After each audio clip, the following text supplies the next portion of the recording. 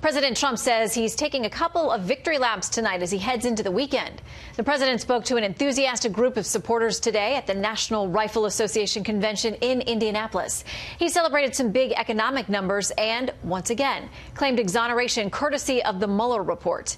Chief White House correspondent John Roberts starts us off tonight. Good evening, John. Shannon, good evening to you. President Trump threw a pretty big bone to the NRA today, announcing that he will withdraw the United States signature from a controversial United Nations arms control deal. And on the Mueller report, the president insisted he survived an attempt to overthrow the government. They tried for a coup. Didn't work out so well.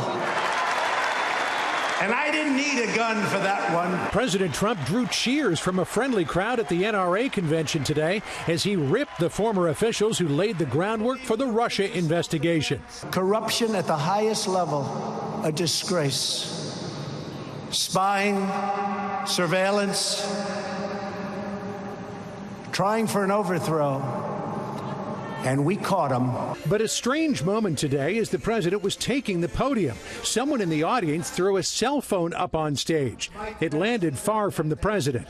The man who threw the phone was removed from the event. The Secret Service is investigating whether he presented any threat to the president. On his way out the door this morning, President Trump again contradicted the findings of the Mueller report, insisting he never instructed former White House counsel Don McGahn to have Robert Mueller removed. I never told Don McGahn to fire Mueller. If I wanted to fire Mueller, I would have done it myself. It's very simple. I had the right to. I'm a student of history. I see what you get when you fire people, and it's not good. That was but one headline from the president's departure. The other, a response to Joe Biden's campaign kickoff video, where Biden talked about President Trump's response to the Charlottesville violence. He said there were, quote, some very fine people on both sides. Very fine people on both sides? I was talking about people that went because they felt very strongly about the monument to Robert E. Lee, a great general, whether you like it or not. He was one of the great generals. People were there protesting the taking down of the monument of Robert E. Lee. Everybody knows that. Later this afternoon, President Trump had trade on his mind, meeting with Japanese Prime Minister Shinzo Abe. The U.S. had hoped to have an agreement in place for Japan to buy more American agricultural goods, but that agreement will have to wait. Ultimately, we have a chance to make a very good and long-term trade deal with Japan. But there was renewed hope for a new trade deal with China today, after President Xi Jinping told a conference in Beijing China is willing to take steps to eliminate improper rules, subsidies, and practices that impede fair competition and distort the market, and put in place a binding enforcement system for international agreements. Made a lot of headway, no question about that.